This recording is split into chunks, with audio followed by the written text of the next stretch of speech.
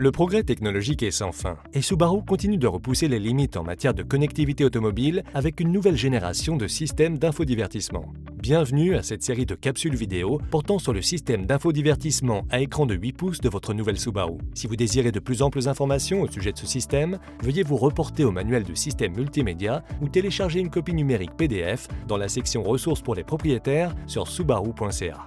Les sujets abordés dans cette vidéo sont les suivants: contrôle et paramètres, radio, appli, médias, téléphone, navigation GPS, ainsi que Apple CarPlay et Android Auto. Cette vidéo aborde le sujet des contrôles et paramètres. Allons-y. L'unité d'infodivertissement avec écran de 8 pouces comprend un écran tactile capacitif, 8 boutons physiques et 2 molettes de sélection. Les fonctions des boutons sont éjection, accueil, radio, téléphone, appli, reculer, médias et avancé.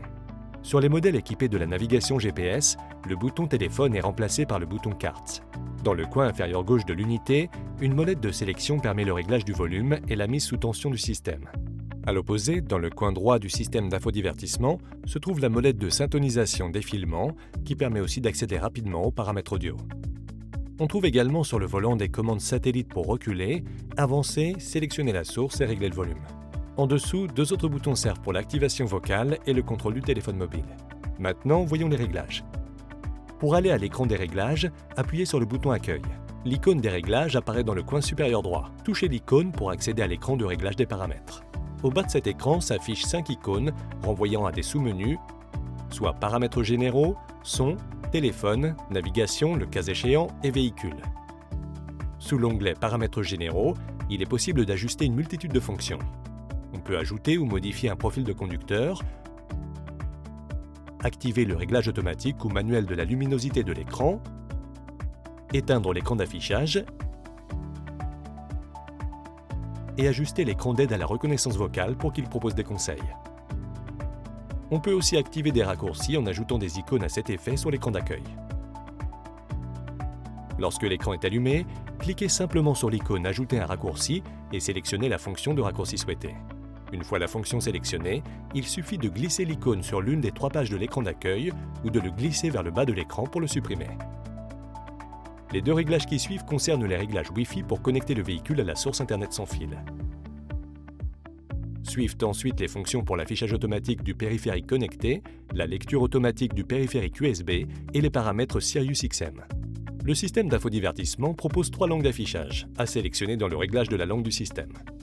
L'écran de réglage permet aussi de sélectionner l'unité de mesure, soit les kilomètres ou les miles.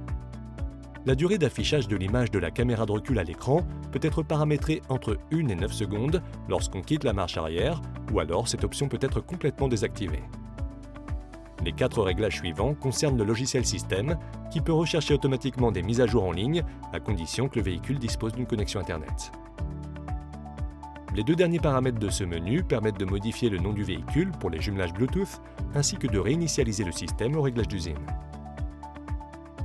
L'onglet suivant permet d'ajuster les paramètres du son, notamment les réglages d'égaliseur et de position du son, du volume audio, du gain de volume auxiliaire, du volume du micro, du volume des invites de navigation, le cas échéant, du volume du téléphone, du volume de la sonnerie et du volume de l'invite de reconnaissance vocale. Ce menu permet aussi d'activer et de désactiver les sons d'alerte et les bips sonores. L'onglet Téléphone, qui permet de jumeler et de gérer les périphériques Bluetooth, sera abordé en détail dans le guide explicatif du téléphone pour le système d'infodivertissement avec écran 8 pouces. Il en va de même pour les paramètres de navigation qui font l'objet du guide explicatif Navigation GPS et système d'infodivertissement avec écran 8 pouces. Le dernier onglet dans le menu des paramètres concerne la configuration du véhicule. Ici, on peut définir le réglage de l'heure pour qu'il soit automatique ou manuel, régler la minuterie d'extinction de l'éclairage intérieur à 10, 20 ou 30 secondes et définir le fonctionnement du désembleur arrière pour qu'il soit maintenu lorsqu'allumé ou éteint après 15 minutes. Le système d'entrée sans clé peut être personnalisé pour inclure un clignotement des feux de détresse et ou un signal audible. De plus, on peut définir si seule la portière du conducteur ou toutes les portières sont déverrouillées avec une pression simple du bouton. Les 3 derniers réglages ont à voir avec le dispositif de changement de voix One Touch, le capteur d'éclairage automatique et l'éclairage d'accueil. Voilà qui conclut le guide explicatif des contrôles et paramètres pour le système d'infodivertissement avec écran 8 pouces. Nous espérons que cette capsule vidéo vous a plu et que vous comprenez un peu mieux le nouveau système d'infodivertissement de votre Subaru.